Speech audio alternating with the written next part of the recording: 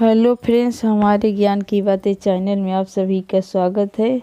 मेरे दूसरे चैनल है राज राजेश्वरी किचन, उसे भी लाइक शेयर सब्सक्राइब करते रहना। तो चलिए आज जानिए प्रदोष व्रत के बारे में, क्या विधान है, क्या विधि है। पौष मास में भगवान शिव की पूजा का विशेष महत्व बताया गया है। भगवान शिव को प्रसन्न करने के लिए प्रदोष व्रत विशेष माना गया है। पंचांग के अनुसार पौष मास के कृष्ण पक्ष का पहला प्रदोष व्रत 31 दिसंबर 2001 का शुक्रवार को है। प्रदोष व्रत को त्रयोदशी व्रत भी कहा जाता है। 2021 का अंतिम प्रदोष है, इस कारण इस दिन का महत्व बढ़ जाता है। इस दिन शुक्रवार होने के कारण इसके शुक्र प्रदोष व्रत के नाम से जाना जाता है। इस दिन व्रत करने से भगवान शिव के साथ शुक्र दोष से भी मुक्ति मिलती है। साल में कुल 24 प्रदोष होते हैं। आइए जानते हैं महत्व के बारे में। भगवान शिव को प्रदोष व्रत अत्यंत प्रिय है। मान्यता है कि भगवान शिव की कृपा पाने के लिए हर माह में पड़ने वाला प्रदोष व्रत सबसे उत्तम माना जाता है। हिंदू कैलेंडर के अनुसार हर माह दोनों पक्षों की त्रयोदशी तिथि को प्रदोष व्रत रखा जाता है। इस दिन भगवान शिव और माता पार्वती की विधि विधान से के साथ पूजा अर्चना की जाती है।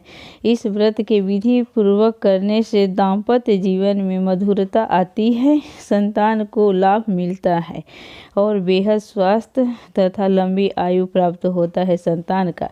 प्रदोष व्रत पूजा विधि।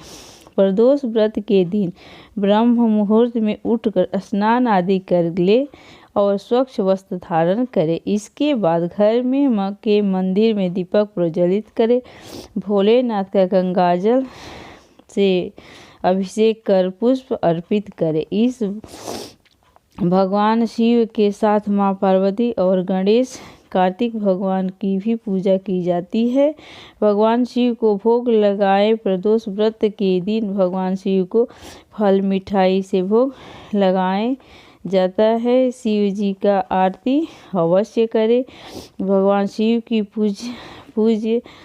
पूजा विशेष तरीके से करें। भगवान शिव अपने भक्त पर ज़्यादा से ज़्यादा ध्यान देते हैं प्रदोष व्रत के दिन। तो चलिए प्रदोष व्रत कथा सुने।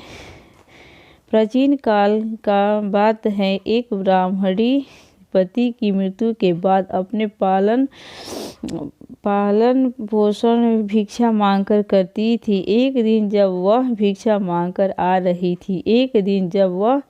भिक्षा मांग कर लौट रही थी तो उसे रास्ते में दो बालक रोते मिला। उस बालक को देखकर ब्राह्मणी को दया आ गया। वह उस बालकों के पास जाकर बोली, तुम दोनों कौन हो और कहाँ से हो?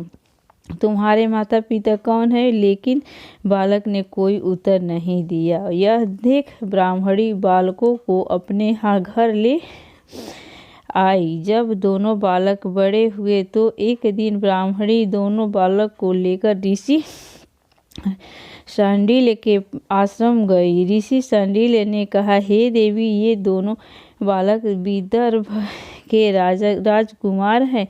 गंधर्व नरेश के आक्रमण से राजपाट सब छिन गया। ये बालक बेहद बेघर हो गए। तब ब्राह्मणी ने पूछा, हे ऋषि शांडिल्य ने उसे प्रदोष व्रत करने की सलाह दी। ऋषि के कहे अनुसार ब्राह्मणी और राजकुमार ने विधिवत व्रत प्रदोष किया। कालांतर में एक दिन बड़े राजकुमार की मुलाकात अंकुशमती से हुई। दोनों एक दूसरे को चाहने लगे। उसके पिता सहमति से दोनों की शादी करा दी। दोनों राजकुमार गंधर्व सेना पर आक्रमण किया।